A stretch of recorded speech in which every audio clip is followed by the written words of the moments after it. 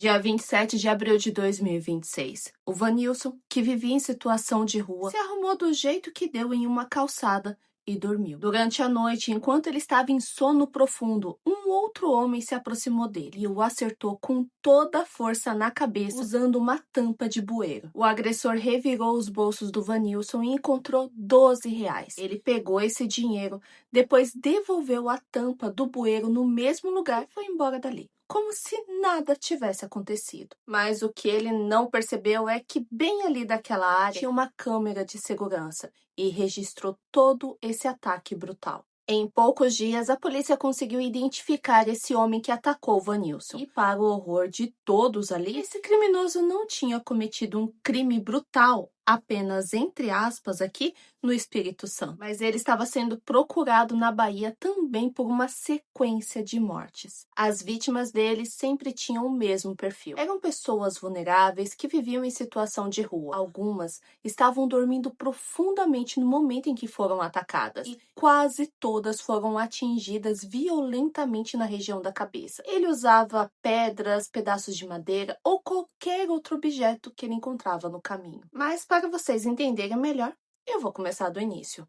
O Marcelo Campos de Jesus nasceu em 1989 e não tem muitos dados sobre a infância e adolescência ou até mesmo sobre a vida adulta dele. Então, eu vou pular direto para 2025, quando ele tem 36 anos e está vivendo em situação de rua. Por não ter moradia, o Marcelo vivia trocando de lugar. Ele nunca parava muito tempo na mesma região. Contudo, ele sempre estava na mesma cidade, Teixeira de Freitas, que fica no extremo sul da Bahia. E por viver dessa forma, o convívio dele era sempre com pessoas que enfrentavam a mesma realidade que ele, ou seja, moradores de rua. Normalmente, o Marcelo fazia alguns bicos, pequenos serviços na região. Isso lhe rendia algum dinheiro que ele usava para comer, para beber, bebida alcoólica, e para de vez em quando usar algum entorpecente. Agora, gente, eu vou falar um pouco do primeiro crime que foi atribuído ao Marcelo. Aconteceu no dia 9 de novembro de 2025. A vítima foi a Marilene de Ressurreição Lopes, de 42 anos. O corpo da Marilene foi encontrado em uma área de vegetação. Ela apresentava graves lesões na região da cabeça provocado por um objeto contundente, que pode ter sido algumas pedras ou até mesmo pedaços de madeira. Naquele momento, a morte da Marilene foi visto como um assassinato de uma mulher vulnerável encontrada em uma área de vegetação e sem testemunhas conhecidas do ataque. Então, meio que ficou por isso mesmo. Só que, apenas 6 dias depois,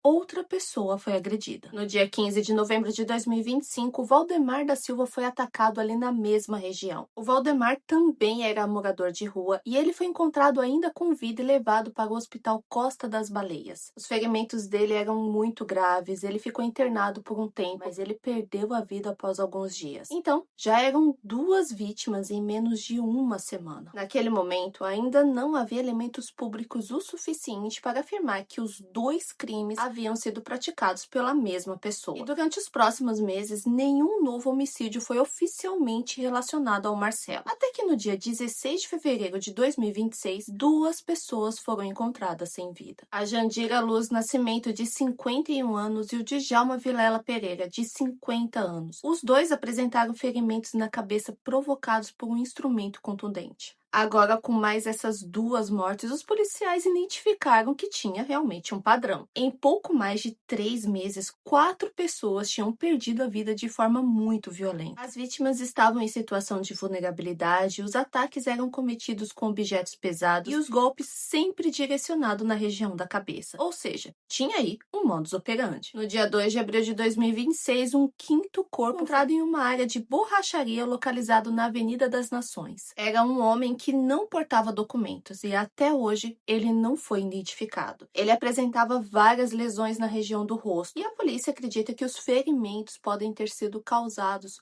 por pedaço de madeira. A vítima entrou para a investigação, mas ficou sem nome, sem idade e sem história conhecida. E 5 dias depois desse crime, no dia 7 de abril, um 6º homem foi encontrado sem vida. Ele estava em um abrigo de ponto de ônibus às margens da BR-101, próximo a um estabelecimento comercial. E assim como a vítima anterior, ele também não tinha identificação. O homem apresentava sinais de agressão na cabeça, possivelmente provocado por pauladas. A Polícia Civil da Bahia começou a perceber que não estava diante de episódios isolados. Segundo o delegado Ricardo Amaral, o Marcelo convivia nas ruas com essas pessoas que depois ele matou. Ele tinha conflito com essas vítimas durante o dia, mas não atacava durante as discussões. Ele se afastava e esperava. Depois, quando a pessoa estava distraída, vulnerável, dormindo em sono profundo, ele atacava de forma covarde e muito cruel, né?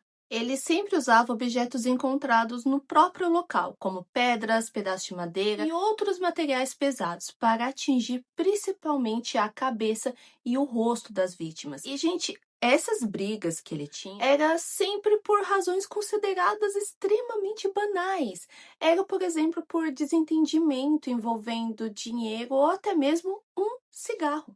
Durante as investigações, a polícia buscou imagens das câmeras instaladas nas proximidades dos locais onde aconteceram os crimes. Os ataques em si não foram registrados diretamente, mas as gravações das áreas próximas forneceram elementos que ajudaram os investigadores a identificar o Marcelo como autor de todos esses crimes. A partir daí, um mandado de prisão foi expedido na Bahia. Mas nesse ponto aqui, o Marcelo já tinha fugido. Depois do último crime, o Marcelo deixou a Bahia e seguiu para o Espírito Santo. Mais precisamente para o bairro Planalto Serrano, no município da Serra, na Grande Vitória. Agora, vivendo nessa nova cidade, o Marcelo voltou a conviver com as pessoas que estavam em situação de rua. Ele também passou a realizar pequenos serviços para moradores, como limpar um terreno, recolher um entulho, e foi assim que ele acabou conhecendo o Vanilson Pereira. O Vanilson tinha 50 anos e era conhecido ali pelos moradores do bairro como velho. Há mais de 30 anos, o Vanilson vivia nas ruas. Segundo a mãe dele, a Eva da Silva Pereira, o Vanilson deixou a casa da família depois que um irmão dele morreu em um grave acidente de trânsito. Ele teria entrado em depressão e depois começou a usar entorpecentes. E aí foi só ladeira abaixo. A família sempre tentava ajudá-lo e mantinha contato frequente com ele, mas o Vanilson continuava vivendo em situação de rua. E na região ali, o Vanilson era muito conhecido porque ele tinha ótimos vínculos com os moradores do bairro. Ele sempre ajudava os comerciantes, montava as barracas ali para ajudar nas feiras, catava latinhas, carregava as compras, capinava quintais. Uma moradora contou que ele comprava caixas de bombons e outras guloseimas e entregava para as crianças do bairro. Assim, só porque ele realmente era um cara de bom coração. As pessoas da região o descreviam como um homem conhecido e muito querido. Então, daí chega o Marcelo para morar ali na mesma região. E também começou a fazer serviços semelhantes. Já o Marcelo, ele deixava uma impressão bem diferente ali para os moradores. Eles tinham um certo medo dele, um receio. Uma mulher relatou que, quando ela contratou ele para capinar o quintal dela, ela ofereceu água e um pouco de comida para ele. E quando ela conversou com ele,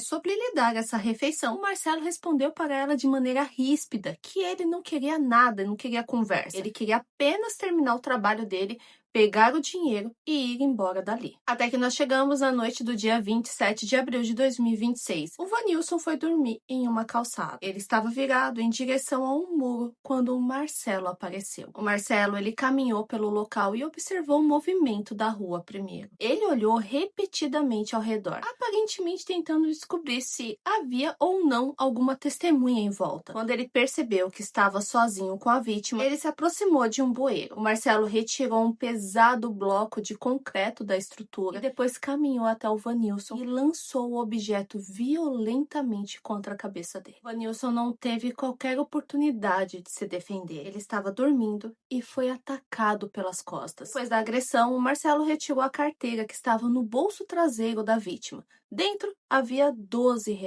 Antes de sair, ele pegou novamente o bloco usado no ataque e recolocou no bueiro. Para o delegado do caso, Pedro Henrique, o Marcelo tentou deixar a cena mais limpa e evitar que alguém percebesse imediatamente o que havia acontecido. Em seguida, então, o Marcelo deixou o local andando tranquilamente. O Vanilson, ele permaneceu lá durante toda a noite. E na manhã seguinte, do dia 28 de abril, as pessoas que passavam pela região perceberam que ele não estava nada bem.